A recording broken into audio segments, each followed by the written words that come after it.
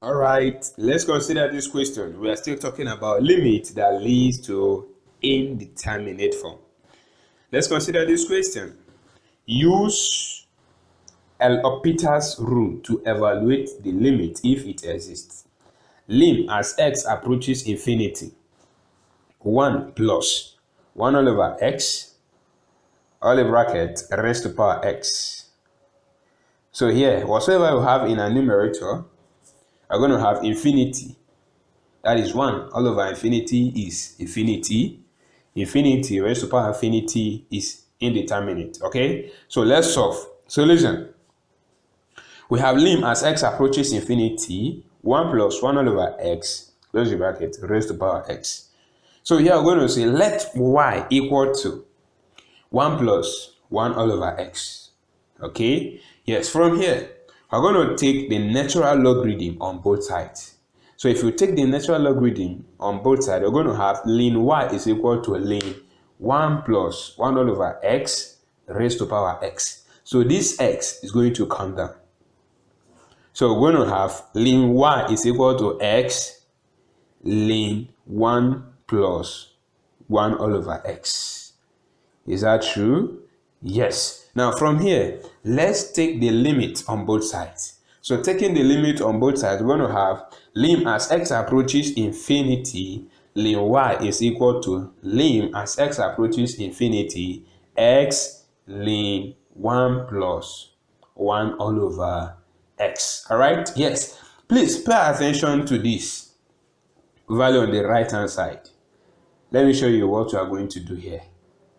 You know we have x, right? Now, let me use this for instance. You know we have x multiplied by 1 all over b.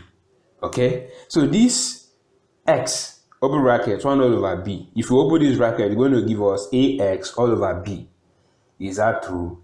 Yes. Now, this x, open bracket, a all over b, can be written as a all over b all over 1 all over x.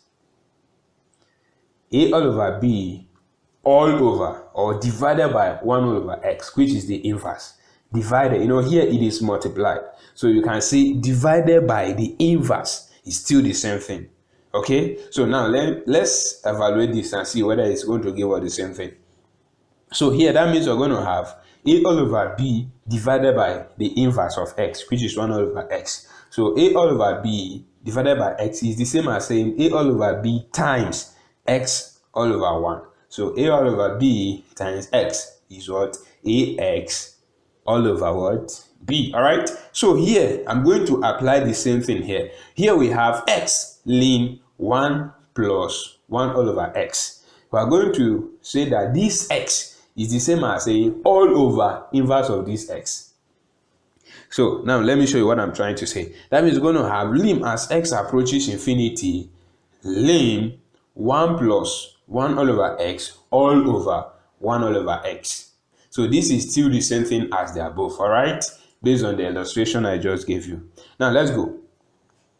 When we take the derivative of the numerator and denominator, so here we're going to use what we called substitution method to find the derivative or the differentiation of the numerator. Okay, so you know we're going to just simply say let 1 plus 1 all over x be called the letter t. That means we're going to have in t, and then in that case you say t, we're going to say the t all over the x. So we're going to obtain some value.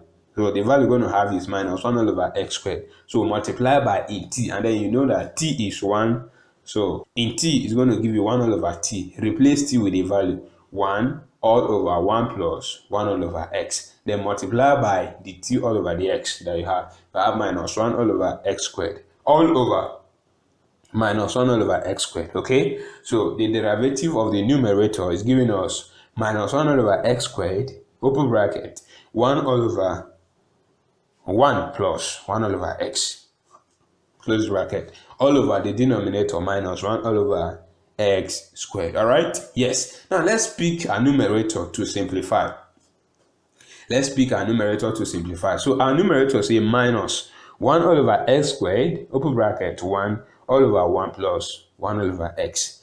So this term in the bracket, the denominator in this bracket, you can combine it together. So if you combine it together, you're going to have x plus 1 all over x. Is that true? So that means we are having 1 all over x plus 1 all over x. And then whenever you see 1 all over something, it's talking about the inverse of that thing. So for you to remove that 1 all over, you're going to invert it. Let your denominator be your numerator and let your numerator be your denominator, okay? So we have 1 all over 2. It's the same as saying the inverse of 2. That is 2 all over 1. Okay? So here, we're going to revert it. So when we revert it, that means we're going to have x all over x plus 1. Is that true? So we still have minus 1 all over x squared, open bracket, x all over x plus 1. Alright? Yes. Now let's use this minus 1 all over x squared to open the bracket. So when we open the bracket, we're going to have minus x all over x squared, open bracket, x plus 1. Alright? Yes, we have x in our numerator and x squared in our denominator. We can strike 1 out. So when we strike 1 out in our numerator, we'll have minus 1 remaining, and then in our denominator, we have x remaining.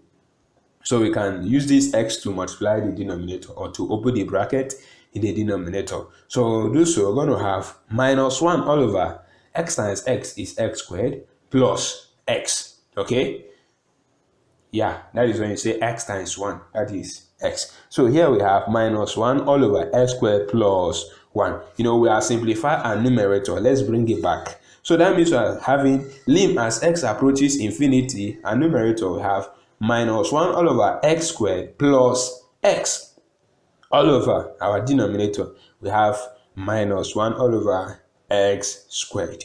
So, this all over, if you want to solve it, we're going to have lim as x approaches infinity, our numerator minus 1 all over x squared plus x times, you invert the denominator, we're going to have minus x squared all over 1. So minus cancel minus. And then let's say 1 times x squared all over x squared plus 1 times 1. Okay? So here we're going to have lim as x approaches infinity, x squared all over x squared plus 1.